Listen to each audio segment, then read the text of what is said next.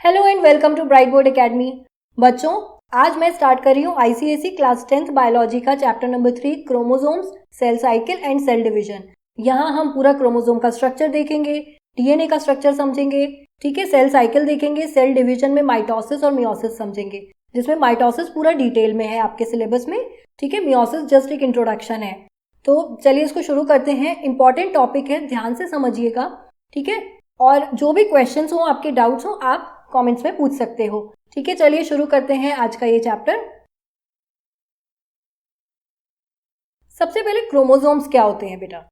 Chromosomes को सबसे पहले डिस्कवर किया था वॉल्टर फ्लेमिंग ने, ठीक है। ये एक जर्मन साइंटिस्ट थे। 1882 में ये सैलामेंडर, एक एम्फीबियन होता है, उसके लार्वे के सेल्स को अपने ओल्ड माइक्रोस्कोप में देख रहे थे। तो वहां उनको कुछ थ्रेड लाइक स्ट्रक्चर्स दिखे, जो लेंथ वाइज, ऐसे थ्रेड लाइक स्ट्रक्चर्स दिखे जो लेंथ वाइज डिवाइड हो रहे थे। इन्होंने इस प्रोसेस को नाम दिया माइटोसिस। माइटोसिस का लिटरल मीनिंग होता है थ्रेड, ठीक है। तो ये थ्रेड लाइक स्ट्रक्चर्स उनको दिखाई दे रहे थे उसमें। अब जब भी हम सेल को माइक्रोस्कोप में स्टडी कर रहे हैं तो हम ये मान के चलते हैं कि उस समय पे सेल नॉन डिवाइडिंग स्टेज में है, मतलब कि सेल अभी अपनी कौन सी फेज है उसकी डिवीजन की? इंटरफेज स्टेज है, यानी कि सेल अभी डिवाइड नहीं कर रहा है, वो प्रिपेयर कर रहा है अपने आप को सेल डिवीजन के लिए, ठीक है। तो हम ये मान के चल रहे हैं कि जब आप सेल को माइक्रोस्कोप में देख रहे हो तो उस समय जो न्यूक्लियस है वहां पर क्या है? स्टेज इंटरफेस स्टेज है, और यहाँ पर सेल डिवाइड नहीं कर रहा है। तो उस स्टेज में आपको सेल के न्यूक्लियस में इस तरीके से थ्रेड लाइक स्ट्रक्चर्स दिखाई देंगे, ऐसे, ठीक है। ऐसे कॉइल्ड फॉर्म में ऐसे पड़ा हुआ एक थ्रेड से दिखाई देगा। ये होता है क्रोमैटिन फाइबर्स। ये होते हैं, इन्हें कहा जाता है क्रोमैटिन फाइबर्स। और जब सेल डिवाइड करने वाला होता है, ठीक है, जब सेल डिवाइड करने वाला होता है उस टाइम पे ये क्रोमैटिन फाइबर्स कंडेंस कर जाते हैं और ऐसे रिबन लाइक फॉर्म में दिखाई देते हैं। इन्हें कहा जाता है, ये रिबन लाइक फॉर्म में होते हैं और इन्हें कहते हैं क्रोमोसोम, ठीक है। इन्हें कहा जाता है क्रोमोसोम। डिवीजन से पहले ये जो क्रोमैटिन फाइबर्स होते हैं ये डुप्लीकेट कर जाते हैं, ठीक है, ये डबल हो जाते हैं, और जो हमें क्रोमोसोम दिखाई देता है उसमें हमें ऐसे 2 क्रोमैटिड्स दिखाई देंगे। और ये क्रोमैटिड्स एक पॉइंट पे ज्वाइंट होते हैं जिसे कहा जाता है सेंट्रोमियर, ठीक है। When the cell starts dividing, जब सेल डिवाइड करना शुरू कर देता है, मतलब वो स्टेज होती है प्रोफेज, उस टाइम पे ये क्रोमैटिन फाइबर्स कंडेंस करके बना लेते हैं क्रोमोसोम्स, ठीक है। ये क्रोमैटिन फाइबर्स जब बहुत कंडेंस्ड फॉर्म में होते हैं तो ये बन जाते हैं क्रोमोसोम्स। हर क्रोमोसोम में, क्योंकि हमारे क्रोमैटिन फाइबर्स डबल हुए हैं, ठीक है, वो डुप्लीकेट करे हैं। क्यों डुप्लीकेट करा है? क्योंकि जब सेल डिवाइड होगा तो नंबर ऑफ क्रोमोसोम्स जो डॉटर सेल्स है उनमें सेम रहना है, इसलिए जो क्रोमैटिन फाइबर्स होते हैं वो डुप्लीकेट करते हैं। तो जो क्रोमोसोम्स हैं उसमें 2 क्रोमैटिड्स होते हैं जिन्हें कहा जाता है सिस्टर क्रोमैटिड्स, ठीक है।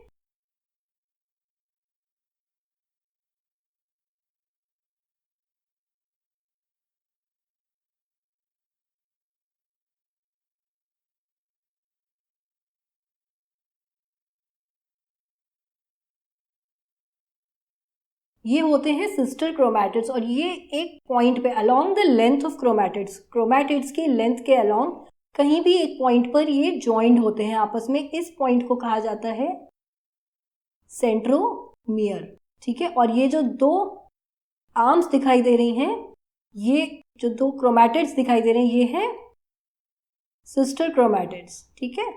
जब सेल डिवीजन होता है तो ये सेंट्रोमियर से स्प्लिट कर जाते हैं क्रोमैटिड्स और अलग अलग डॉटर सेल्स में चले जाते हैं। Each chromosome at the start of cell division shows 2 chromatids. The sister chromatids are joined at some point along their length. मैंने बताया ना आपको कि सिस्टर क्रोमैटिड्स जो होते हैं ये अपनी लेंथ के along their length किसी एक पॉइंट पर ज्वाइन होंगे, वो पॉइंट होता है सेंट्रोमियर। सेल डिवीजन के टाइम पे ये सिस्टर क्रोमैटिड्स सेपरेट हो जाते हैं और ऑपोजिट पोल्स पे, मतलब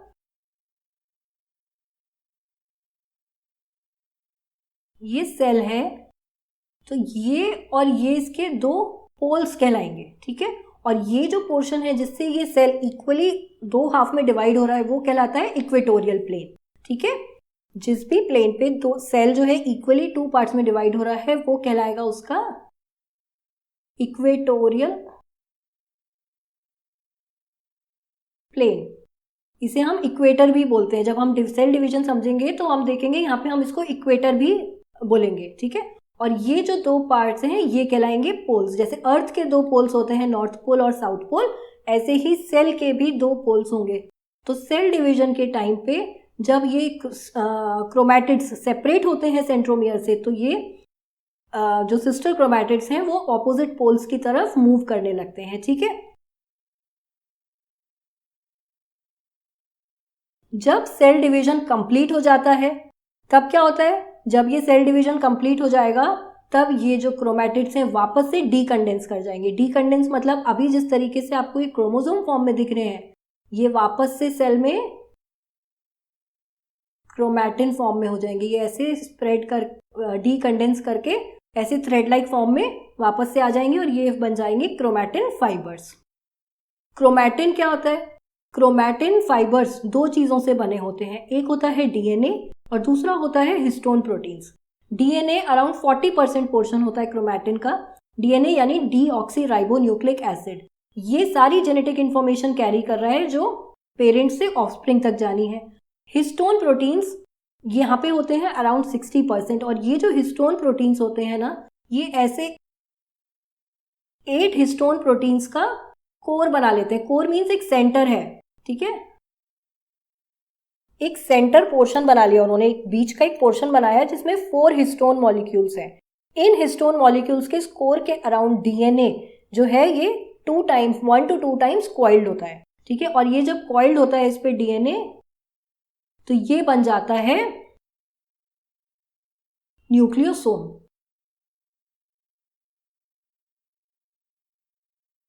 इस पे जब डीएनए ऐसे कॉइल्ड होगा तो ये बन जाएगा, ये स्ट्रक्चर कहलाएगा न्यूक्लियोसोम, ठीक है। तो 8 हिस्टोन मॉलिक्यूल्स का एक कोर होता है, एक सेंटर होता है जिसके ऊपर डीएनए जो है हमारा 1 to 2 टाइम्स कॉइल्ड होता है और ये बना लेता है, ये बन जाता है nucleosome. 8 histone molecules form a core which is surrounded by DNA, इसको बोलते हैं हम nucleosome. Chromatin fibres are coiled and super coiled. अब ये जो क्रोमैटिन फाइबर्स होते हैं ये कॉइल्ड होते हैं, बहुत ज्यादा कॉइल कर जाते हैं at the time of cell division और बना लेते हैं क्रोमोसोम्स। एक सिंगल ह्यूमन क्रोमोसोम में मिलियन ऑफ न्यूक्लियोसोम्स हो सकते हैं। सोचो आप कितने सारे मिलियन न्यूक्लियोसोम्स में किसमें है? सिर्फ एक क्रोमोसोम में है, ठीक है। अ सिंगल ह्यूमन क्रोमोसोम में हैव मिलियन ऑफ न्यूक्लियोसोम्स। अब एक सेल में आपको कितने क्रोमैटिन फाइबर्स दिखेंगे? जितने सेल डिवीजन के टाइम पर जितने भी नंबर ऑफ क्रोमोसोम्स हैं किसी सेल में, उतने ही आपको क्रोमैटिन फाइबर्स दिखाई देते हैं और वही क्रोमैटिन फाइबर्स उतने ही नंबर ऑफ क्रोमोसोम्स बना लेते हैं। अब हम पहले देखते हैं डीएनए का स्ट्रक्चर। डीएनए का स्ट्रक्चर सबसे पहले इसकी शेप स्टडी करी थी रोजालिंड फ्रैंक ने 1953 में, ठीक है। डीएनए की शेप को स्टडी किया था रोजालिंड फ्रैंक ने और इसका पूरा स्ट्रक्चर दिया था वॉटसन एंड क्रिक ने 1953 में, ठीक है। शेप बताई थी, शेप स्टडी करी थी रोजालिंड फ्रैंक ने और स्ट्रक्चर दिया था वॉटसन एंड क्रिक ने 1953 में। डीएनए जो होता है वो एक मैक्रो मॉलिक्यूल है। मैक्रो मीन्स लार्ज, ठीक है। Macro means large. तो लार्ज मॉलिक्यूल जो एक बहुत बड़ा मॉलिक्यूल है, सिंगल मॉलिक्यूल जो बहुत बड़ा है साइज में, वो कहलाएगा मैक्रो मॉलिक्यूल। तो डीएनए को हम कहते हैं मैक्रो मॉलिक्यूल। ये बना होता है 2 कॉम्प्लीमेंट्री स्ट्रैंड से जो कि एक दूसरे के अराउंड लिपटा हुआ होता है in the form of double helix.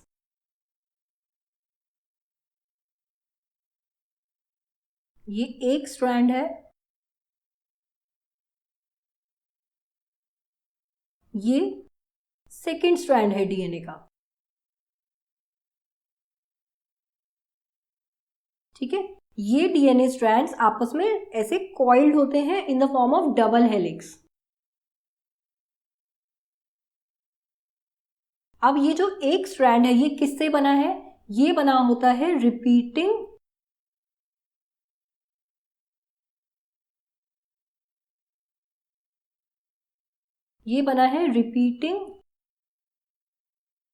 Nucleotide से। ये न्यूक्लियोटाइड्स किससे बने हैं? ये बने होते हैं फॉस्फेट शुगर, पेंटोज शुगर होती है, एंड अ नाइट्रोजनस बेस।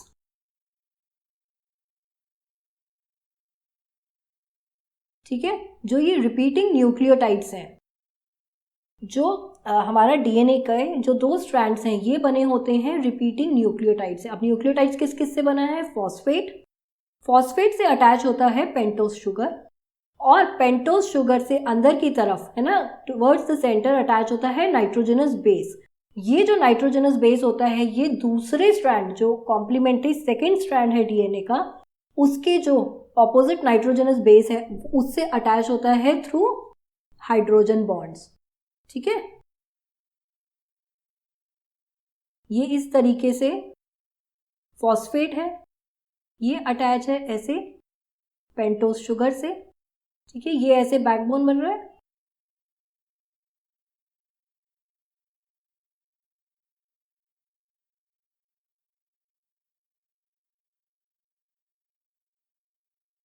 और ये अंदर की तरफ, ये अंदर की तरफ यहां अटैच होता है नाइट्रोजनस बेस से।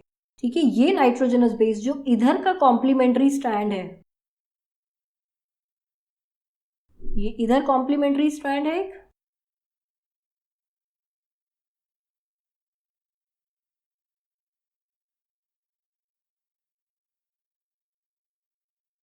जो इधर का नाइट्रोजनस बेस है, ठीक है, उससे अटैच होगा थ्रू हाइड्रोजन बॉन्ड्स।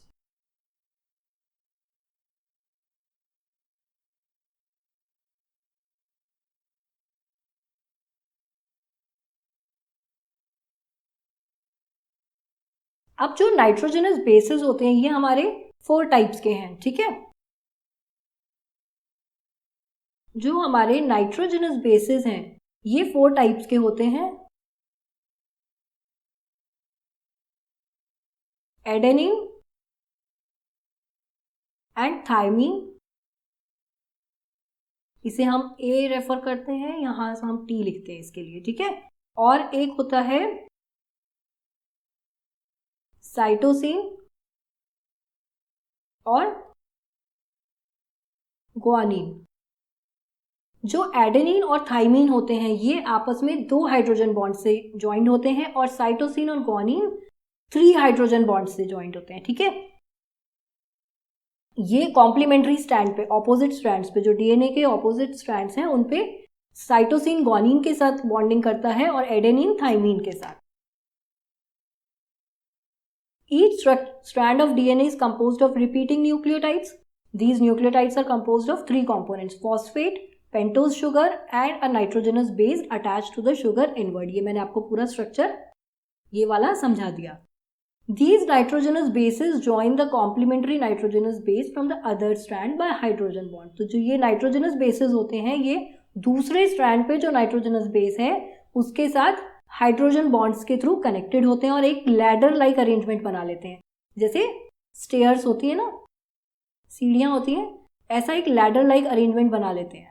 ठीक है, ये नाइट्रोजनस बेसेस हैं adenine, thymine, cytosine and guanine. Adenine thymine से हाइड्रोजन बॉन्ड से 2 हाइड्रोजन बॉन्ड से पेयर करता है, और ग्वानिन साइटोसिन से बॉन्ड करता है 3 हाइड्रोजन बॉन्ड से। ठीक है,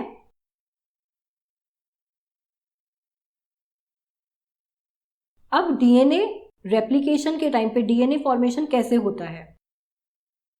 जब सेल को डिवाइड होना है, ठीक है, तो इंटरफेज के टाइम पे, जब स्टेज इंटरफेज चल रही होती है, इस टाइम सेल डिवाइड नहीं कर रहा है, सेल प्रिपेयर कर रहा है डिवीजन के लिए, तो उस टाइम पे जो हमारे डीएनए स्ट्रैंड्स होते हैं, ठीक है, ये डीएनए है, ये क्या होता है, ये ऐसे ओपन होने लगता है एक एंड से। ये जो हेलिक्स है, ये ओपन होना स्टार्ट हो जाएगा। ठीक है,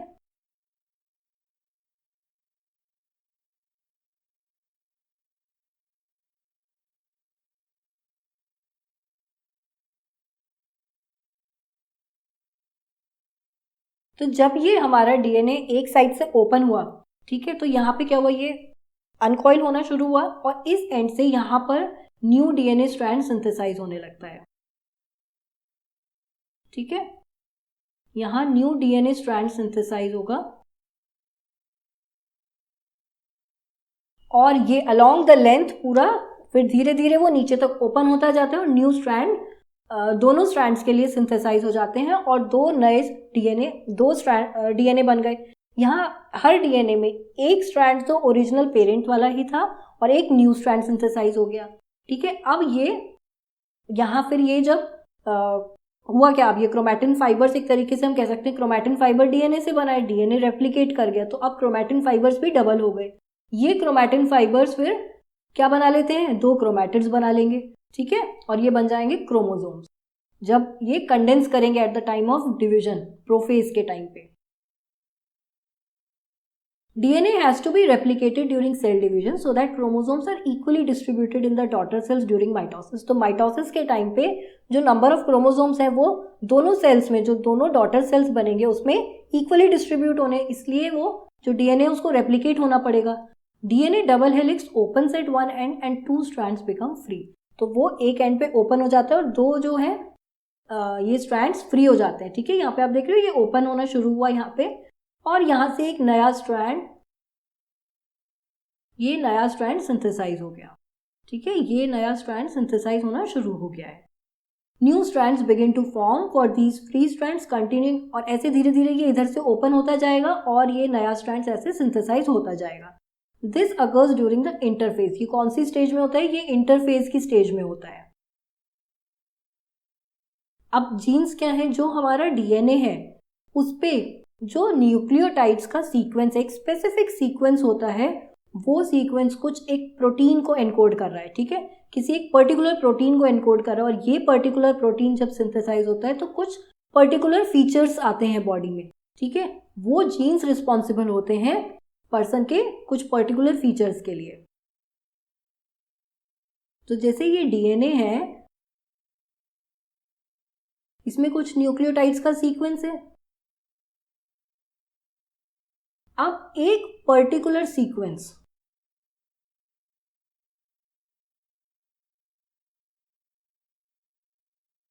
कोई एक पर्टिकुलर सीक्वेंस न्यूक्लियोटाइड्स का, वो कहलाएगा जीन, जो कि किसी एक स्पेसिफिक प्रोटीन को सिंथेसाइज करने के लिए एनकोड कर रहा है। ठीक है, वो प्रोटीन जब सिंथेसाइज होगा तो वहां पर बॉडी में, उस ऑर्गेनिज्म की बॉडी में कुछ पर्टिकुलर फीचर्स देखने को मिलेंगे।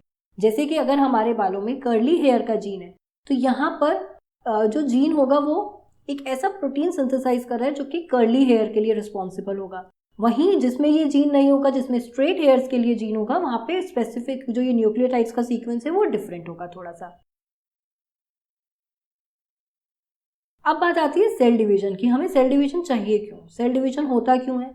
ग्रोथ के लिए ज़रूरी है। जब आप चाइल्ड से एडल्ट बन रहे हो, आपकी बॉडी ग्रो कर रही है, तो ग्रोथ के लिए डिवीजन होता है, सेल्स डिवाइड कर रहे हैं। प्लांट्स में भी, प्लांट्स को लेंथ इंक्रीज है, उसकी स्टेम की विड्थ इंक्रीज होनी है, उसके लिए क्या होता है, वहाँ पे मेरिस्टेमेटिक टिश्यू में सेल डिवीजन होता रहता है। तो सेल डिवीजन क्यों चाहिए? ग्रोथ के लिए चाहिए। दूसरा, रिप्लेसमेंट के लिए। कोई जो पुराने सेल्स होते हैं बॉडी में, डेड सेल्स हैं, ओल्ड सेल्स हैं, उनको रिप्लेस करने के लिए भी जो न्यू सेल्स बनते हैं वो सेल डिवीजन से बन रहे हैं। जब आपको चोट लगती है, आपके स्किन में कोई कट हुआ है या आपका बोन फ्रैक्चर हुई है, उसको भी रिपेयर के लिए, हीलिंग के लिए क्या होता है, वो सब हील कैसे होता है? सेल डिवीजन से होता है। जब आपकी स्किन में कोई कट लगा है तो वहाँ स्किन के जो कट के एंड्स के सेल्स हैं वो डिवाइड करना शुरू करते हैं और उस जो कट को, जो वुंड हुआ है, उसको कवर कर लेते हैं और धीरे धीरे वहाँ पर फिर न्यू स्किन आ जाती है, नए सेल्स आ जाते हैं। तो ये कहाँ से आ रहे हैं? ये सेल डिवीजन से ही आ रहे हैं नए सेल्स। और सेल डिवीजन चाहिए रिप्रोडक्शन के लिए। जैसे अमीबा और बैक्टीरिया जैसे ऑर्गेनिजम्स हैं, ये single cell organism simple mitosis वाला जो सेल डिवीजन होता है उसी से ही नए डॉटर सेल्स बना लेते हैं, न्यू ऑर्गेनिज्म बना लेते हैं। लेकिन जो हायर ऑर्गेनिजम्स हैं, जैसे कि एनिमल्स हैं, हायर एनिमल्स हैं, ठीक है, इंसेक्ट्स हैं, बर्ड्स हैं, फिशेस हैं, ह्यूमंस हैं, मैमल्स हैं, इन सब में जो ये हायर ऑर्गेनिजम्स हैं, इवन प्लांट्स में भी जो रिप्रोडक्शन है उसके लिए कुछ रिप्रोडक्टिव ऑर्गन्स होते हैं और वहाँ पर जो सेल डिवीजन होता है वो होता है मियोसिस। यहाँ पर मियोसिस में जो नंबर ऑफ क्रोमोसोम्स होते हैं वो हाफ हो जाते हैं, क्योंकि मियोसिस से बनते हैं गेमीट्स। ठीक है, और ये जो गेमीट्स होते हैं, ये जो जर्म सेल्स हैं या सेक्स सेल्स हैं, इनमें नंबर ऑफ क्रोमोसोम्स हाफ होता है पेरेंट सेल से, ठीक है। तो यहाँ पर रिप्रोडक्शन में होता है मियोसिस। अब जब ये गैमीट्स फ्यूज करते हैं, मेल गैमीट और फीमेल गैमीट फ्यूज करता है, तो नंबर ऑफ क्रोमोसोम्स वापस से जो भी ऑर्गेनिज्म का नॉर्मल नंबर ऑफ क्रोमोसोम है वो रिस्टोर हो जाएगा। इसलिए मियोसिस में ये रिप्रोडक्टिव सेल्स में मियोसिस होता है, ठीक है। सेल डिवीजन 2 टाइप्स का होता है, एक होता है माइटोसिस, दूसरा होता है मियोसिस। माइटोसिस ग्रोथ और डेवलपमेंट के लिए रिस्पॉन्सिबल है, ठीक है, और मियोसिस जो होता है गैमीट प्रोडक्शन के लिए यानी जर्म सेल्स प्रोडक्शन के लिए होता है। अब हम सबसे पहले माइटोसिस देखेंगे, माइटोसिस की स्टेजेस समझेंगे, ठीक है। माइटोसिस में 2 आइडेंटिकल डॉटर सेल्स बनते हैं, मतलब जो डॉटर सेल्स हैं वो सिमिलर होते हैं पेरेंट सेल से, और इनमें नंबर ऑफ क्रोमोसोम सेम रहता है पेरेंट सेल जैसा। जो पेरेंट सेल में नंबर ऑफ क्रोमोसोम होगा वही डॉटर सेल्स में नंबर ऑफ क्रोमोसोम का नंबर वही रहता है, ठीक है। माइटोसिस की 4 स्टेजेस हैं। जो सबसे पहली स्टेज है वो तो है इंटरफेज, जिसमें सेल डिवाइड नहीं कर रहा है, वो सिर्फ अपने आप को प्रिपेयर कर रहा होता है, ठीक है। इंटरफेज में सेल सिर्फ अपने आप को प्रिपेयर कर रहा होता है सेल डिवीजन के लिए। यहाँ पर डीएनए डुप्लीकेट होता है, ठीक है, और कुछ प्रोटीन सिंथेसाइज होते हैं, ठीक है। इसमें यहाँ सेल अपने आप को प्रिपेयर कर रहा है, माइटोकॉन्ड्रिया डुप्लीकेट करेगा, ये सब सेल डिवीजन के लिए प्रिपरेशन चल रही है। उसके बाद स्टार्ट होता है सेल डिवीजन। यहाँ पर 2 पार्ट्स होते हैं, एक होता है कैरियोकाइनेसिस, यानी पहले होता है न्यूक्लियस का division. Karyokinesis means division of nucleus. यहाँ पर सबसे पहले न्यूक्लियस डिवाइड करेगा, ठीक है। फिर आता है न्यूक्लियस डिवीजन के बाद होता है साइटोकाइनेसिस। साइटोकाइनेसिस मतलब साइटो मीन्स साइटोप्लाज्म, यहाँ साइटोकाइनेसिस में फिर होता है साइटोप्लाज्म का डिवीजन। जो कैरियोकाइनेसिस होता है यानी डिवीजन ऑफ न्यूक्लियस, इसको 4 फेजेस में डिवाइड किया गया है, prophase, metaphase, anaphase and telophase, ठीक है। यहाँ 4 स्टेजेस होती हैं, प्रोफेज, मेटाफेज, एनाफेज, टीलोफेज, ठीक है। पी मैट ऐसे याद करिएगा, पी मैट, जैसे जी मैट एक एग्जाम होता है ऐसे पी मैट, इससे याद रखिए P MAT. Prophase, metaphase, anaphase and telophase, ये स्टेजेस हैं। अब हम देखते हैं प्रोफेज में क्या होता है। प्रोफेज में जो क्रोमोसोम्स हैं वो जो क्रोमैटिन फाइबर्स हैं वो क्या हुआ, कंडेंस करके क्या बन गए, क्रोमोसोम्स। अब हमको क्लियरली क्रोमोसोम्स दिखाई देंगे न्यूक्लियस में, ठीक है। क्रोमोसोम्स थिक हो गए हैं, शॉर्ट हो गए हैं, क्लियरली विजिबल होते हैं न्यूक्लियस में। हर क्रोमोसोम डुप्लीकेट हो गया है और वहां पे क्या बन गए हैं, 2 क्रोमैटिड्स बन गए हैं जॉइंड एट सेंट्रोमियर, ठीक है। क्रोमोसोम्स डुप्लीकेट कर गए हैं और chromatids, 2 chromatids joined at centromere हमको दिखाई देंगे। जो हमारे एनिमल सेल्स होते हैं इनमें होता है सेंट्रोसोम, ठीक है। एनिमल सेल्स में होता है सेंट्रोसोम, सेंट्रोसोम में होते हैं सेंट्रियोल होते हैं। तो ये जो सेंट्रोसोम होता है ये स्प्लिट कर जाता है, ठीक है। ये स्प्लिट करा, डुप्लीकेट होके स्प्लिट करा और इसमें सेंट्रियोल्स अलग हो जाते हैं और ये सेंट्रियोल्स ऑपोजिट पोल्स की तरफ मूव करना स्टार्ट कर देंगे, ठीक है। सेंट्रियोल्स इन सेंट्रोसोम डुप्लीकेट्स, जो इसमें सेंट्रियोल होता है सेंट्रोसोम में वो डुप्लीकेट हो जाता है, 2 बन गए और फिर सेंट्रोसोम स्प्लिट कर जाएगा और सेंट्रियोल्स अलग होके ऑपोजिट पोल्स की तरफ मूव करना स्टार्ट करते हैं। ये सिर्फ एनिमल सेल्स में होता है, क्योंकि प्लांट सेल्स में सेंट्रोसोम नहीं होता है तो वहां पर ये सेंट्रियोल्स स्प्लिट नहीं होते, सेंट्रोसोम नहीं होता, तो इस तरीके से ये ऑपोजिट पोल की तरफ मूव नहीं करते हैं। ये जब सेंट्रियोल्स ऑपोजिट पोल्स की तरफ मूव कर रहे होते हैं तो इनके ऊपर इस तरीके से रेडिएटिंग रेज होती हैं, ठीक है। इन रेज को कहा जाता है एस्टर रेज, ठीक है। यहाँ जो ये सेंट्रियोल्स हैं इनके ऊपर ऐसे रेडिएटिंग रेज होती हैं, ये कहलाती हैं एस्टर रेज। अब इन 2 सेंट्रियोल्स के बीच में स्पिंडल फाइबर्स बनते हैं, ठीक है। इन 2 के बीच में स्पिंडल फाइबर्स का फॉर्मेशन स्टार्ट हो जाता है। जो न्यूक्लियोलस है और न्यूक्लियर मेम्ब्रेन है वो डिसअपियर होने लगती है, ठीक है। वो प्रोफेज के टाइम पे जो न्यूक्लियर मेम्ब्रेन है और न्यूक्लियोलस है वो डिसअपियर हो जाता है और जो हमारे ये क्रोमोसोम्स हैं ये इक्वेटर की तरफ, इक्वेटर मैंने बताया ना जो सेल का इक्वेटोरियल प्लेन है, मतलब उसको हाफ में डिवाइड कर रहा है वो प्लेन, उस प्लेन पे ये अरेंज होने लगते हैं, ठीक है। वहां की तरफ मूव करने लगते हैं क्रोमोसोम्स। तो प्रोफेज में क्या हुआ, हमारे क्रोमोसोम्स थिक हो गए, हमें क्लियरली विजिबल है। सेंट्रोसोम में जो सेंट्रियोल्स हैं वो डुप्लीकेट करे और सेंट्रोसोम स्प्लिट कर गया। जो सेंट्रियोल्स हैं वो ऑपोजिट पोल्स की तरफ मूव करना शुरू करते हैं, उनसे कुछ रेज निकल रही होती हैं सेंट्रियोल से, जिनको कहा जाता है एस्टर रेज। दोनों सेंट्रियोल्स के बीच में स्पिंडल फाइबर्स बनने लगते हैं और जो हमारे क्रोमोसोम्स हैं वो सेल के इक्वेटोरियल प्लेन की तरफ अरेंज होने लगते हैं, मूव करने लगते हैं, बेसिकली अभी मूव कर रहे हैं, ठीक है। और न्यूक्लियर मेम्ब्रेन और न्यूक्लियोलस डिसअपियर हो जाता है। सेंट्रोसोम सिर्फ प्लांट्स एनिमल सेल्स में मिलेगा, प्लांट सेल्स में नहीं होता है, ठीक है। नेक्स्ट स्टेज आती है मेटाफेज। मेटाफेज में हमारे जो क्रोमोसोम्स होते हैं ये इक्वेटर पे अरेंज हो जाते हैं, ठीक है। ये जो हम देख रहे हैं ना क्रोमोसोम्स, ये इक्वेटर पे अरेंज हो गए हैं और जो क्रोमोसोम्स हैं ये स्पिंडल फाइबर से अटैच होते हैं थ्रू सेंट्रोमियर, ठीक है। सेंट्रोमियर की मदद से ये स्पिंडल फाइबर से अटैच्ड होते हैं, ठीक है। तो क्रोमोसोम्स ने इक्वेटोरियल प्लेन पे अरेंज हो गए हैं और किससे, स्पिंडल फाइबर से किससे अटैच्ड है, सेंट्रोमियर से अटैच्ड है। नेक्स्ट स्टेज आती है एनाफेज।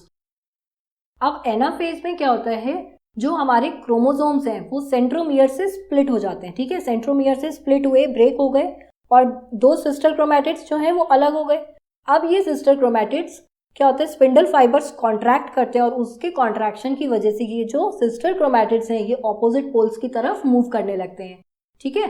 तो जैसे ये स्प्लिट हुए, अब ये अलग अलग, ये सिस्टर क्रोमैटिड, ये सिस्टर क्रोमैटिड, ये दोनों सिस्टर क्रोमैटिड्स अब सेपरेट होके अलग अलग पोल्स की तरफ मूव कर रहे हैं, ऐसे ही ये वाले, ठीक है। तो यहाँ पर जो सिस्टर क्रोमैटिड्स हैं वो ऑपोजिट पोल्स की तरफ मूव करना स्टार्ट कर देते हैं और ये मूवमेंट क्यों होता है, due to the contraction of spindle fibres, ठीक है। नेक्स्ट आती है टीलोफेज। टीलोफेज में जो हमारे क्रोमैटिड्स हैं वो या हम कहें जो डॉटर क्रोमोसोम्स हैं वो वापस से डीकंडेंस कर जाएंगे, वापस से क्रोमैटिन फाइबर्स बना लेते हैं, ठीक है। यहाँ पर अब टीलोफेज में न्यूक्लियोलस और न्यूक्लियर मेम्ब्रेन दोनों वापस से अपीयर होने लग जाती है, ठीक है। दोनों न्यूक्लियस पूरी तरह डिवाइड हो गए हैं और क्या हुआ है, न्यूक्लियोलस और न्यूक्लियर मेम्ब्रेन वापस आ गई है, दो न्यूक्लियस बन गए हैं सेल में। जो क्रोमोसोम्स थे वो डीकंडेंस करके वापस से क्रोमैटिन फाइबर बन गए, ठीक है। अब यहाँ पर इस स्टेज में मतलब टीलोफेज के एंड पे आते आते जो हमारा साइटोप्लाज्म है ये डिवीजन शो करने लगता है। यहाँ एक फरो अपीयर होना शुरू हो जाता है, फरो मीन्स ऐसे गड्ढा बनने लगता है यहाँ पे, ठीक है। दोनों तरह एंड पे एक फरो बनना शुरू हो जाता है। साइटोप्लाज्म के जितने भी कंटेंट हैं वो डॉटर सेल्स में रैंडमली डिस्ट्रीब्यूट हो जाता है, ठीक है। अब टीलोफेज खत्म होने के बाद हमारा आता है साइटोकाइनेसिस। यहाँ पर अब साइटोप्लाज्म का क्या होगा, कंप्लीट डिवीजन होगा। तो यहाँ पर जो टीलोफेज के एंड में जो हमको यहाँ पे एक फरो अपीयर हो रहा था, ये फरो डीप होने लगता है और डीप होने लगता है, ठीक है, और डीप होता है और एक पॉइंट पे आके ये मिल जाता है, ठीक है। और जब मिल जाता है तो ये दो डिफरेंट सेल्स बन जाते हैं। यहाँ पे साइटोप्लाज्म पूरी तरह से डिवाइड हो जाता है और दो सेल्स बन जाते हैं, ठीक है। The furrow deepens and finally splits the cytoplasm forming two new cells. तो दो नए सेल बन गए। प्लांट सेल्स में, अब ये तो हुआ एनिमल सेल्स में जहाँ पे सेल मेम्ब्रेन में एक फरो बनना स्टार्ट हो जाता है। वहीं जो प्लांट सेल्स होते हैं उनमें क्या होता है, प्लांट सेल में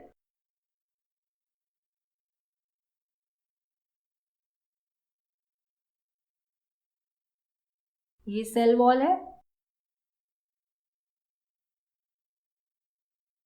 और ये है सेल मेम्ब्रेन, ठीक है। यहां बन गए दो न्यूक्लियस,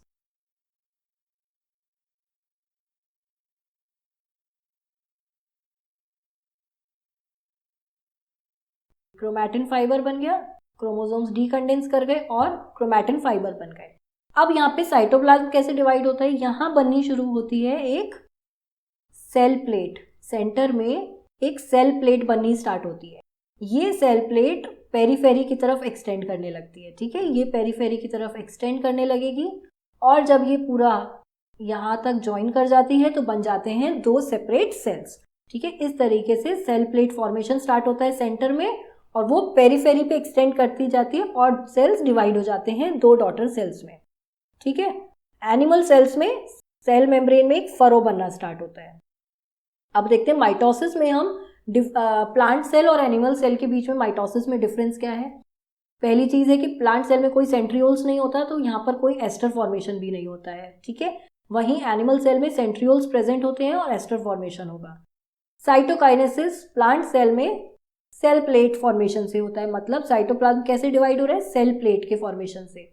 वहीं जो एनिमल सेल्स होते हैं उनमें सेल साइटोप्लाज्म कैसे डिवाइड हो रहा है, साइटोकाइनेसिस में क्या हो रहा है, एक फरो फॉर्मेशन होता है सेल मेम्ब्रेन से, और वो फरो डीपन होता जाता है, गहरा होता जाता है, और उससे साइटोप्लाज्म पूरी तरह डिवाइड हो जाता है, सेल दो नए सेल्स बन जाते हैं। प्लांट सेल्स में जो माइटोसिस होता है वो ग्रोइंग टिप्स पर मिलेगा, जिससे कि प्लांट की लेंथ इंक्रीज होती है। दूसरा उसकी साइड्स में मिलेगा, जहां उसको गर्थ मतलब विड्थ इंक्रीज करनी है, ठीक है। वहीं एनिमल सेल्स में mitosis most of the tissues में मिलता है ग्रोथ रिप्लेसमेंट के लिए या रिपेयर के लिए, है ना। अब बात करते हैं division of mitochondria and chloroplast. जो सभी सेल्स में माइटोकॉन्ड्रिया मिलेगा, क्लोरोप्लास्ट आपको सिर्फ प्लांट सेल्स में मिलते हैं, ठीक है। ये माइटोकॉन्ड्रिया और क्लोरोप्लास्ट जो होते हैं इनमें खुद का डीएनए और राइबोसोम्स होता है। ये ऑर्गेनल्स सिंपल फिशन से, मतलब कि ऐसे स्प्लिट हो जाते हैं, दो ऑर्गेनल बना लेते हैं अपने जैसे, ठीक है। और ये फिर जब दो ऑर्गेनल बन गए तो ये जब सेल डिवाइड करता है तो दोनों डॉटर सेल्स में ये डिस्ट्रीब्यूट हो जाते हैं, ठीक है। Division of mitochondria is also guided by genes in the nucleus and ribosomes in cytoplasm. जो साइटोप्लाज्म में राइबोसोम्स प्रेजेंट है और जो न्यूक्लियस में जीन्स होते हैं वो भी उसको गाइड कर रहे हैं माइटोकॉन्ड्रिया के डिवीजन को, वो भी उसके लिए रिस्पॉन्सिबल होते हैं माइटोकॉन्ड्रिया के डिवीजन के लिए, ठीक है। माइटोकॉन्ड्रिया जो है दोनों सेल्स में मिलता है, प्लांट सेल्स और एनिमल सेल्स में। वहीं क्लोरोप्लास्ट हमें सिर्फ प्लांट सेल्स में मिलेगा, ठीक है। अब आता है बेटा सेल साइकिल। देखो, जब माइटोसिस कंप्लीट हुआ, सेल डिवीजन कंप्लीट हुआ, उस समय सेल में न्यूक्लियस रिलेटिवली बड़ा होता है और साइटोप्लाज्म उसके कंपैरिजन में कम होता है, ठीक है। न्यूक्लियस लार्ज होगा और साइटोप्लाज्म कम होगा, ठीक है। तो यहाँ पर अब सेल उस स्टेज में एंटर करता है जहां पर सेल अभी डिवाइड नहीं कर रहा है, ठीक है। वो स्टेज कहलाती है इंटरफेज। सेल एंटर कर जाता है इंटरफेज में। इस टाइम पे सेल अपने आप को प्रिपेयर कर रहा है नेक्स्ट डिवीजन के लिए, ठीक है। यहाँ पर इसमें 3 फेजेस होती है इंटरफेज में। पहली होती है फर्स्ट ग्रोथ फेज, जिसे G1 फेज कहा जाता है। दूसरी होती है सिंथेसिस फेज यानी S फेज, और तीसरी होती है सेकेंड ग्रोथ फेज, ठीक है। अब इसको मैं यहाँ पे आपको समझाती हूँ। ये हमारा डिवीजन होके 2 सेल बन गए, ठीक है। अब मैं इस सेल की साइकिल समझती हूँ। अब ये सेल जो है ये इंटरफेज, अब हम इस सेल की साइकिल देखते हैं, ठीक है।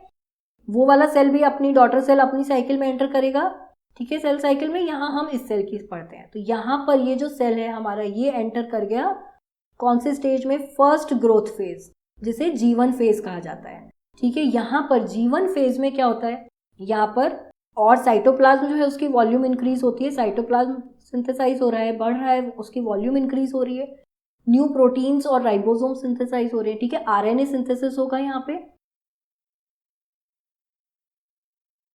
आरएनए सिंथेसिस होगा, ठीक है। प्रोटीन सिंथेसिस होगा, आरएनए होता है राइबोन्यूक्लिक एसिड, ठीक है। प्रोटीन सिंथेसिस होगा, साइटोप्लाज्म की वॉल्यूम इंक्रीज होगी। अब इस G1 फेज के बाद सेल के पास 2 ऑप्शन है, या तो वो सेल साइकिल छोड़ दे और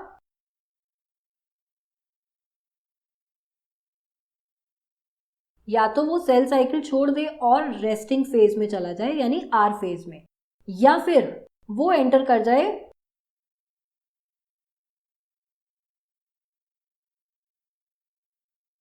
दूसरी सेकेंड फेज में, जिसे कहा जाता है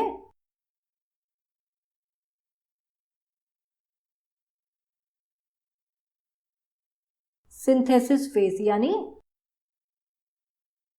S फेज, ठीक है। ये एंटर कर जाता है S फेज में। अगर वो R फेज में नहीं गया है तो वो फिर नेक्स्ट एंटर करता है सिंथेसिस फेज में। यहाँ पर सेल में डीएनए सिंथेसिस होता है, ठीक है। यहाँ क्या हो रहा है, डीएनए सिंथेसिस होता है, डीएनए रेप्लिकेशन होने लगता है, ठीक है। ये हो गया सिंथेसिस फेज।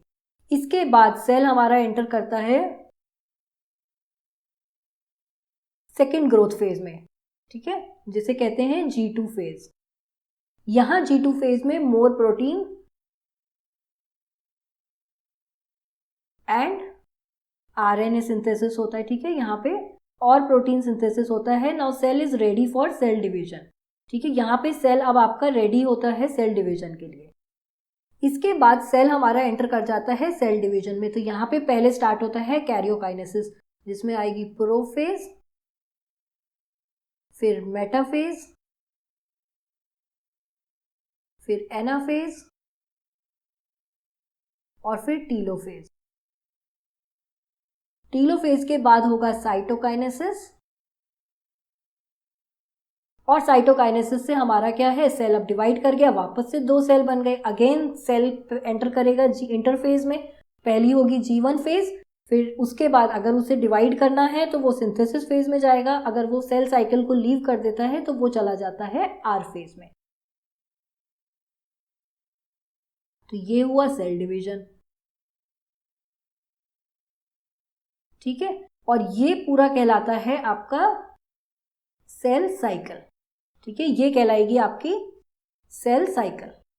ये एक साइकिल चल रही है, सेल डिवीजन हुआ, फिर सेल G1 फेज में एंटर हुआ, या तो वो इसको लीव कर देगा सेल साइकिल को, या फिर अब ये लीव जो करते हैं ना सेल्स, या तो ये परमानेंटली लीव कर देते हैं सेल साइकिल को, या फिर कई बार टेम्परेरीली पॉज कर जाता है cell division, temporarily R phase में जाते हैं। जब जरूरत होती है, नीड होती है सेल डिवीजन की, तब ये वापस से सेल जो है इसमें सेल साइकिल में एंटर कर जाता है, ठीक है।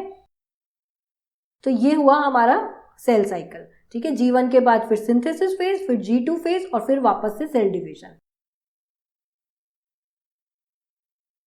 तो फर्स्ट ग्रोथ फेज या G1 फेज में आरएनए और प्रोटीन सिंथेसाइज हो रहे हैं, साइटोप्लाज्म इंक्रीज होता है, mitochondria in all cells and chloroplast in plant cells divide to form 2 organelles.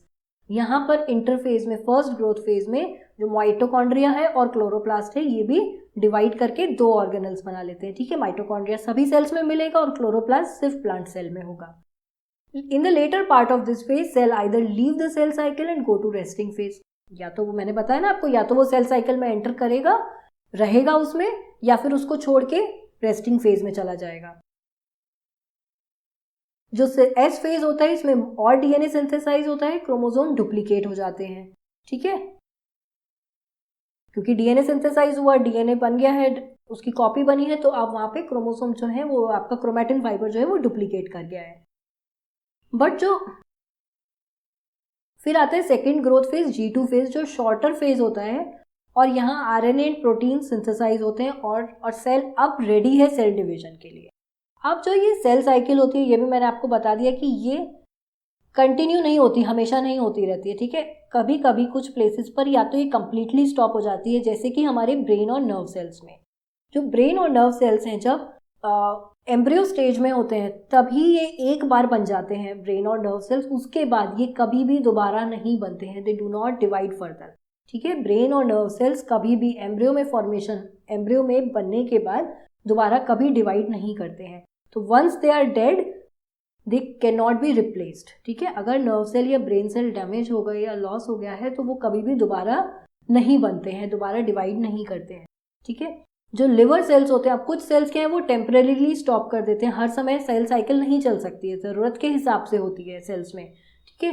तो जैसे कि लिवर सेल्स, यहाँ पर सेल्स जो है वंस 1 से 2 साल में एक बार डिवाइड करते हैं, और जो ओल्ड सेल्स हैं उनको रिप्लेस कर देते हैं, ठीक है।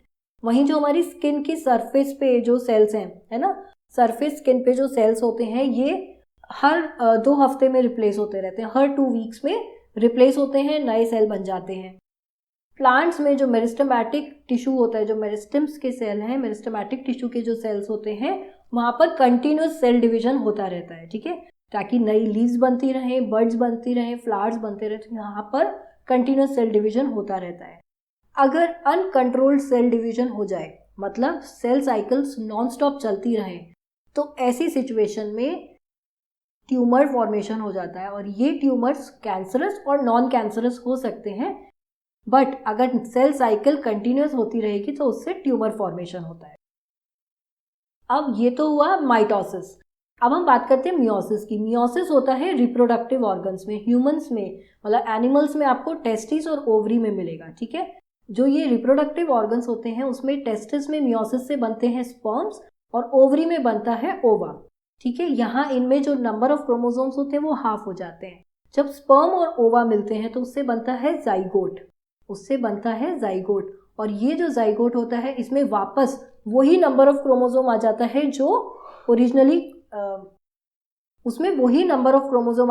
जो ओरिजिनली ऑर्गेनिज्म में प्रेजेंट होता है। मतलब कि ह्यूमंस में कितने क्रोमोसोम्स होते हैं? 46 क्रोमोसोम्स होते हैं, ठीक है। तो जो हमारे स्पर्म्स होते हैं इसमें होते हैं 23 क्रोमोसोम्स और ओवा में आते हैं 23 क्रोमोसोम्स, क्योंकि यहाँ पे क्रोमोसोम नंबर हाफ हो जाता है इनमें मियोसिस के बाद। और जब ये स्पर्म और ओवा मिलते हैं तो 23 + 23 क्रोमोसोम वापस से जाइगोट में 46 क्रोमोसोम बना लेंगे, ठीक है। प्लांट्स में मियोसिस कहाँ होता है? प्लांट्स में मियोसिस होता है एंथर्स में और ओवरी में, ठीक है। एंथर्स में मियोसिस से बनते हैं पॉलन ग्रेन्स, एंथर्स में जब मियोसिस होता है उससे बनते हैं पॉलन ग्रेन्स, और ओवरी में जब मियोसिस होता है उससे बनते हैं ओव्यूल्स। यहाँ मियोसिस में नंबर ऑफ क्रोमोसोम हाफ हो जाता है, ठीक है। और जो मियोसिस होता है ये 2 डिविजन्स में कंप्लीट होता है। जो फर्स्ट डिवीजन होता है वो कहलाता है रिडक्शन डिवीजन, और जो सेकेंड डिवीजन होता है वो माइटोटिक डिवीजन। मतलब जो फर्स्ट डिवीजन होता है इसमें नंबर ऑफ क्रोमोसोम्स हाफ हो जाते हैं, इसमें नंबर ऑफ क्रोमोसोम्स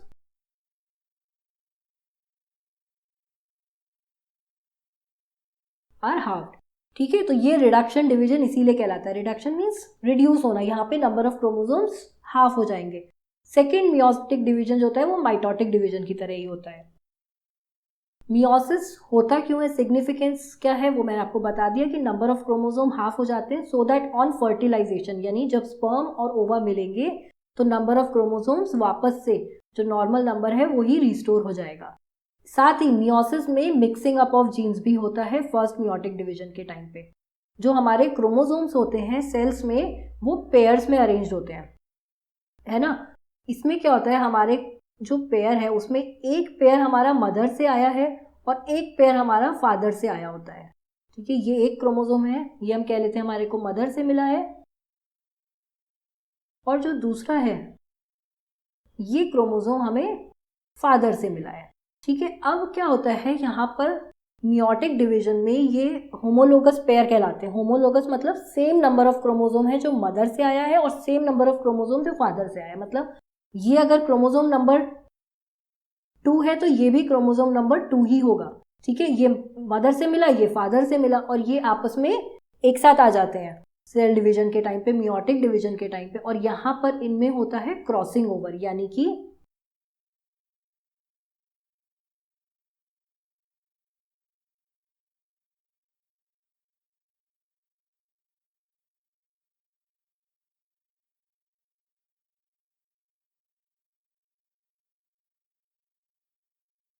ये जो क्रोमैटिड्स होते हैं जो क्लोज आपस में एक दूसरे के पास पास जो क्रोमैटिड हैं, ये जब इस तरीके से पेयर में आते हैं, ऐसे साथ साथ आते हैं होमोलोगस क्रोमोसोम्स, तो ये कहलाती है कंडीशन टेट्राड, क्योंकि यहाँ पर 4 क्रोमैटिड्स हैं, ठीक है। 4 सिस्टर क्रोमैटिड्स दिख रहे हैं, ये एक इस क्रोमोसोम के 2 क्रोमैटिड्स और इसके 2 क्रोमैटिड्स, तो ये इस तरीके से जब पेयर में आते हैं तो ये कहलाता है सिचुएशन टेट्राड। अब यहाँ पे क्या होता है, जो मदर से आया और जो फादर से क्रोमोसोम आया, यहाँ पर इनके जो पास में जो क्रोमैटिड्स होते हैं ये आपस में कॉइल कर जाते हैं एक दूसरे के अराउंड बहुत सारी पोजीशंस पे। यहाँ हम सिर्फ एक ही पोजीशन को देख रहे हैं, तो ये जिस पॉइंट पे कॉइल कर रहे हैं इसको कहा जाता है क्याज्मा, ठीक है। यहाँ पर ये क्रॉसिंग ओवर हो रही है, इसको इस चीज को कहा जाता है क्रॉसिंग ओवर। अब क्रॉसिंग ओवर से क्या होता है, फिर जब ये स्प्लिट करते हैं दोनों, तो यहाँ पर जो इनके क्रोमैटिड मटेरियल है ये क्रोमैटिड्स पार्ट्स एक्सचेंज हो जाएगा।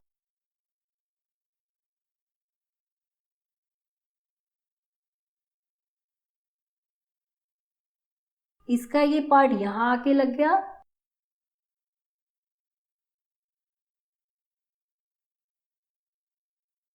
और इसका ये पार्ट यहाँ आके लग गया, ठीक है। यहाँ पर ये जो क्रोमैटिड मटेरियल से आप देख रहे हो ये एक्सचेंज हो गए हैं, है ना। यहाँ का ग्रीन पोर्शन यहाँ आ गया और येलो पोर्शन यहाँ चला गया है। ये होता है यहाँ पर मिक्सिंग अप ऑफ जीन्स हो जाती है। इसी से ही जो वेरिएशंस हमको दिख रही हैं, है ना, हम अपने पेरेंट्स जैसे दिखते हैं बट हम एग्जैक्टली सिमिलर नहीं दिखते, हमें चेंजेस होते हैं थोड़े से, तो यही चेंजेस आते हैं इस क्रॉसिंग ओवर की वजह से यहाँ पर मिक्सिंग अप ऑफ जीन्स होती है, ठीक है। Mixing up of genes occur during the first meiotic division when maternal and paternal chromosomes separate from the homologous chromosome. Homologous मतलब सेम नंबर ऑफ क्रोमोसोम्स जब पास पास आते हैं, जो मदर से आया और वही नंबर ऑफ क्रोमोसोम जो फादर से आया, वो आपस में जब साथ में मिलते हैं वो बनाते हैं टेट्राड, वो एक साथ आते हैं। और फिर जब ये अलग होते हैं तो यहाँ पर ये इनके जो ये क्रोमैटिड्स हैं ये एक्सचेंज हो जाते हैं। डुप्लीकेटेड होमोलोगस क्रोमोसोम्स, ठीक है, ये डुप्लीकेटेड है, ये एक क्रोमोसोम था, ये डुप्लीकेटेड है ना, इसका दूसरा डुप्लीकेटेड क्रोमैटिड ये है। ऐसे ही इस क्रोमोसोम का डुप्लीकेटेड क्रोमैटिड ये है। अब ये जो डुप्लीकेटेड क्रोमोसोम्स होते हैं ये आपस में क्रॉस ओवर करते हैं, फॉर्म अ टेट्राड, और crossing over occurs in the paternal and maternal chromosomes. और जब ये सेपरेट होते हैं तो इनके जो क्रोमैटिड मटेरियल है वो एक्सचेंज होगा इस तरीके से, ठीक है। इसी से आती हैं वेरिएशंस। अब अगर हम डिफरेंस देखते हैं माइटोसिस और मियोसिस में, तो माइटोसिस होता है सोमैटिक सेल्स में, यानी जो बॉडी सेल्स हैं, वहीं मियोसिस होगा रिप्रोडक्टिव सेल्स में। माइटोसिस ग्रोथ और डेवलपमेंट में, रिपेयर में, है ना, वुंड हीलिंग में, इनमें हेल्प करता है। वहीं मियोसिस से बनते हैं गेमीट्स। यहाँ पर 2 डॉटर सेल्स बनते हैं माइटोसिस में, मियोसिस में हमेशा 4 डॉटर सेल्स बनेंगे, ठीक है। मियोसिस की पूरी स्टेजेस थोड़ा कॉम्प्लेक्स प्रोसेस है जो अभी आपके सिलेबस में नहीं है, उसको आप बड़ी क्लासेस में पढ़ोगे। Chromosome number remains the same. यहाँ माइटोसिस में क्रोमोसोम नंबर सेम रहता है, वहीं मियोसिस में क्रोमोसोम नंबर हाफ हो जाता है, ठीक है। जो माइटोसिस होता है इसमें सिंगल न्यूक्लियर डिवीजन होता है, मतलब एक ही डिवीजन होता है यहाँ पे न्यूक्लियस का। और जो क्रोमोसोम डुप्लीकेशन के बाद होता है, पहले क्रोमोसोम डुप्लीकेट करा और उसके बाद एक न्यूक्लियस का डिवीजन एक बार होता है। यहाँ पर मियोसिस में जबकि न्यूक्लियस के डिवीजन 2 बार होते हैं, एक फर्स्ट मियोटिक डिवीजन में और फिर दूसरा होता है सेकेंड मियोटिक डिवीजन में, ठीक है। डॉटर सेल्स यहाँ पर पेरेंट सेल से आइडेंटिकल होते हैं, जबकि मियोसिस में डॉटर सेल्स डिफरेंट होते हैं, इनमें वेरिएशंस होती है क्योंकि यहाँ पर क्रॉसिंग ओवर होती है, ठीक है। जेनेटिक वेरिएशंस देखने को मिलती है यहाँ पर। अब हम कुछ प्रीवियस ईयर के क्वेश्चंस देख लेते हैं। What is the structure of DNA as proposed by Watson and Crick? ये मैंने आपको बता दिया है कि डबल हेलिक्स होता है, 2 strands, 2 complementary strands coiled around each other, ठीक है, in a double helix manner. और जो each strand is composed of repeating nucleotides, और the nucleotides are composed of, nucleotides किससे बना है? न्यूक्लियोटाइड्स बना होता है फॉस्फेट, फॉस्फेट से अटैच होती है पेंटोज शुगर,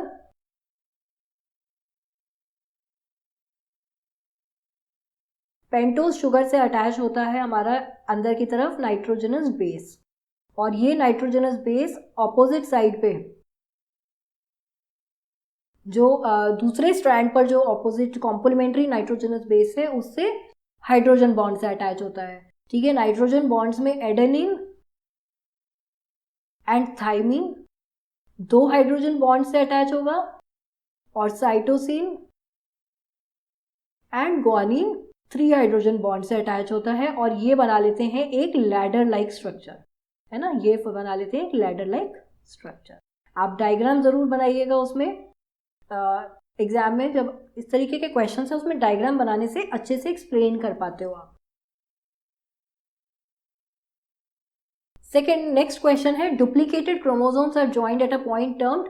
किस पॉइंट पे डुप्लीकेटेड क्रोमोसोम्स ज्वाइन होते हैं? ये होते हैं सेंट्रोमियर पर, ठीक है, ये ज्वाइन होते हैं सेंट्रोमियर पे। सेंट्रोसोम तो एनिमल सेल्स में मिलता है जिसके अंदर होते हैं सेंट्रियोल्स, और ये सेंट्रियोल्स स्प्लिट करके क्या बनाते हैं बीच में? स्पिंडल फाइबर्स, ठीक है। क्रोमैटिड्स क्या है? क्रोमैटिड्स तो कंडेंस्ड जो हमारे क्रोमोसोम है, जब वो क्रोमैटिन फाइबर हाईली कंडेंस्ड हो जाता है तो वो बनाता है क्रोमोसोम। क्रोमोसोम में ये क्या बनते हैं? ये क्रोमैटिड होती हैं, ये जो रिबन लाइक स्ट्रक्चर्स होते हैं ये क्रोमैटिड होते हैं, है ना, ठीक है। तो जो क्रोमैटिड डुप्लीकेटेड क्रोमोसोम से कहाँ पे ज्वाइंट होते हैं? सेंट्रोमियर पे। ये जो क्रोमैटिड्स हैं, सिस्टर क्रोमैटिड्स हैं, ये किस पे ज्वाइंट है? सेंट्रोमियर पे। नेक्स्ट क्वेश्चन है the diagram given below represent a stage in the mitosis. ये जो डायग्राम है ये एक स्टेज शो कर रहा है माइटोसिस की। ये कौन सी स्टेज है? यहाँ पर हम देख सकते हैं जो हमारे क्रोमोसोम्स हैं, ये जो हमारे क्रोमोसोम्स हैं ये स्प्लिट कर गए हैं, और सिस्टर क्रोमैटिड्स क्या है? ऑपोजिट पोल्स की तरफ मूव कर रहे हैं। तो ये कौन सी स्टेज होती है? ये होती है एनाफेज, ठीक है, एनाफेज में हमारे जो सिस्टर क्रोमैटिड्स हैं वो ऑपोजिट पोल्स की तरफ मूव करने लगते हैं। तो one reason to support your answer कि एनाफेज है, identify the stage given above, this is the stage is anaphase. और क्यों है ये anaphase? Because the sister chromatids have split and are moving towards the opposite poles. Mention the number of chromosomes, कितने हैं number of chromosomes? ये 1 chromosome था जो split हुआ, ये 1 2 3 एंड 4, तो कितने नंबर ऑफ क्रोमोसोम्स है यहाँ पे? 4 नंबर ऑफ क्रोमोसोम्स हैं। नेक्स्ट क्वेश्चन है differentiate between karyokinesis and cytokinesis. Karyokinesis होता है division of nucleus and cytokinesis होता है division of cytoplasm. Karyokinesis is the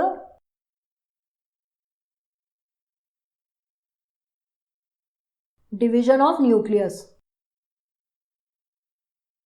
and cytokinesis is the division of